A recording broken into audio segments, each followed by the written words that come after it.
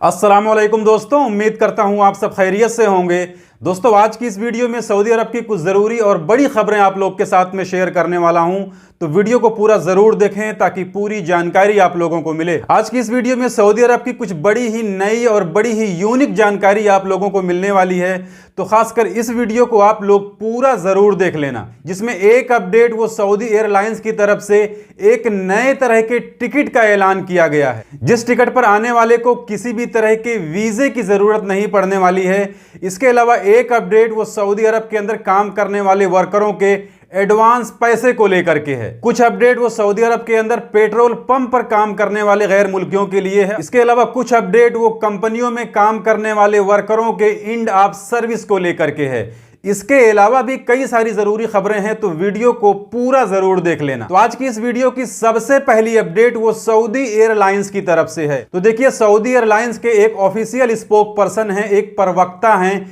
जिनका नाम अब्दुल्ला अल शहरानी है। इन्होंने एक टीवी चैनल पर इंटरव्यू के दौरान यह ऐलान किया है कि बहुत जल्द सऊदी एयरलाइंस एक ऐसा टिकट लॉन्च करने वाली है जिस टिकट पर आने वाले गैर मुल्की को किसी भी तरह के वीजे की जरूरत नहीं पड़ने वाली है। यानी उस टिकट पर आने वाले किसी भी गैर मुल्की के लिए कोई भी वीजा लेने की जरूरत नहीं है, सिर्फ उसको वो टिकट लेना है जिसके बाद सऊदी अरब आ जाना। लेकिन उस टिकट की वैलिडिटी सिर्फ 96 घंटे की रहेगी, यानी 4 दिन और 4 रातों की रहेगी। तो देखिए, इस टिकट से उन लोगों को काफी सहूलत मिलने वाली है जो लोग सऊदी अरब में थोड़े समय के लिए आना चाहते हैं। बहुत से लोग ऐसे होते हैं जिन्हें सऊदी अरब सिर्फ उम्रा करने आना है, एक दिन आए, उम्रा किए, 1 दिन रहे, उसके बाद में अपने मुल्क वापस चले गए। या फिर ऐसे लोग जिन्हें सिर्फ सऊदी अरब के अंदर 2-4 दिन का ही काम रहता है। तो खासकर उन लोगों के लिए यह टिकट काफी फायदेमंद रहेगा, क्योंकि इसके लिए ना तो उन्हें कोई भी वीजा जारी करवाना है और ना वीजे की फीस देनी है,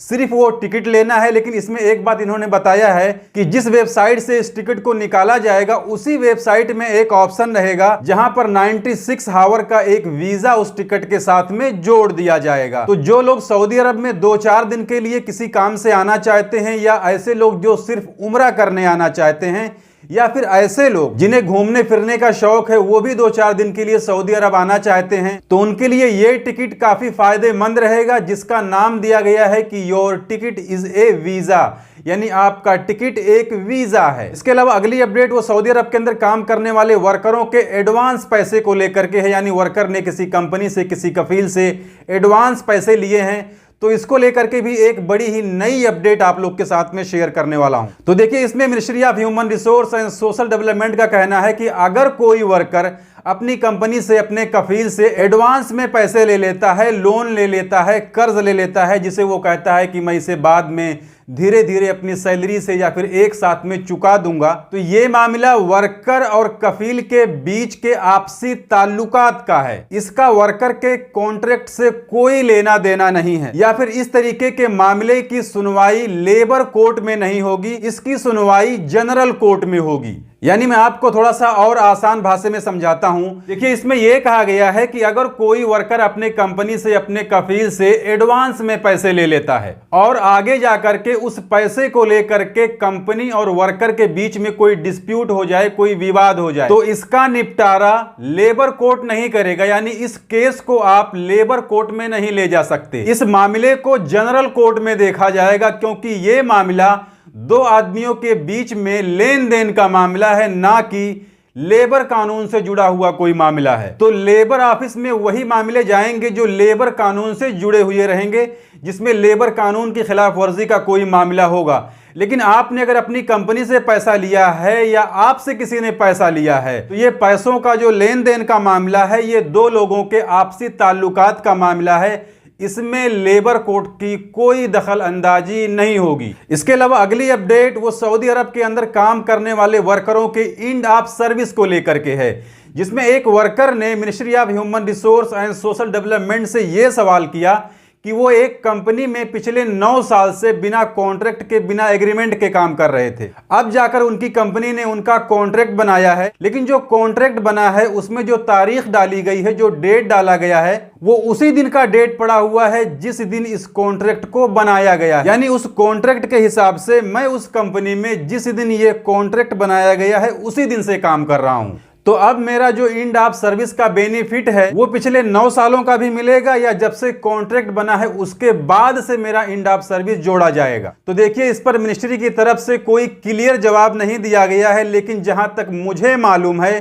कि अब ये उस कंपनी के ऊपर डिपेंड होगा, उस कंपनी पर निर्भर रहेगा कि वो कंपनी अपने उस वर्कर के इंड ऑफ सर्विस का बेनिफिट पिछले 9 साल का भी देगी या कॉन्ट्रैक्ट बनाने के बाद से जितने दिन वर्कर काम करेगा सिर्फ उतने दिन की देगी। तो अब ये पूरी तरह से उस कंपनी के ऊपर डिपेंड करता है कि वो कंपनी देगी या नहीं देगी, क्योंकि वर्कर भी इसमें कुछ नहीं कर सकता, क्योंकि उसका कोई कॉन्ट्रैक्ट ही नहीं था, कोई सबूत ही नहीं था, तो वो किस बेस पर अपनी कंपनी से पिछले 9 साल के इंड ऑफ सर्विस का क्लेम करेगा। इसके अलावा मक्का बलदिया वालों ने मक्का के अंदर एक पेट्रोल पंप को सीज किया है और उस पेट्रोल पंप पर काम करने वाले जितने भी गैर मुल्की थे उन्हें भी अरेस्ट किया है। इसके अलावा मिलावटी तेल बेचने की वजह से जितनी गाड़ियों को नुकसान हुआ है उन सारी गाड़ियों की मरम्मत करने का भी खर्च उसी पेट्रोल पंप के मालिक के ऊपर डाल दिया गया है कि भैया तुम्हारे पेट्रोल पंप से जितनी भी गाड़ियों में तेल डाले गए हैं उस तेल की वजह से जो उन गाड़ियों में खराबी आई है उस खराबी को अब आप ठीक करवाओ। इसके अलावा उस पेट्रोल पंप पर काम करने वाले जितने भी गैर मुल्की थे उनके लिए कहा गया है कि उनके ऊपर जुर्माना लगेगा, उन्हें जेल की सजा होगी, सजा काटने के बाद में उन्हें मुल्क से बेदखल कर दिया जाएगा। और इसके लिए मिनिस्ट्री ऑफ ह्यूमन रिसोर्स की तरफ से सभी लोगों को कहा गया है, चाहे वो गैर मुल्की हो या सऊदी शहरी हो, कि सऊदी अरब के अंदर अगर कहीं पर भी इस तरीके की खिलाफ वर्जी आपको नजर आए तो आप बलागल तिजारी नाम के एक एप्लीकेशन से उनके खिलाफ में कंप्लेन जरूर करवाएं। इसके अलावा सऊदी अरब में बंदरों की वजह से एक रेस्टोरेंट को सीज कर दिया गया है। जैसा कि आप वीडियो में देख सकते हैं कि कोई रेस्टोरेंट है उसके अंदर बंदर घुस गए हैं, तो लोगों को इससे किसी तरीके का कोई नुकसान ना हो, जिसको लेकर के एहतियात के तौर पर उस रेस्टोरेंट को फिलहाल सीज कर दिया गया है, बंद कर दिया गया है। इसके अलावा देखिए, मदीना मुनव्वरा से एक कार ड्राइवर को, एक गाड़ी ड्राइवर को अपनी गाड़ी की शक्ल बदलने के इल्जाम में उसके ऊपर फाइन लगा है। उसने अपनी गाड़ी पर कोई ऐसा स्टिकर लगाया था जिससे उसकी गाड़ी का जो लुक था वो बिल्कुल डिफरेंट दिख रहा था।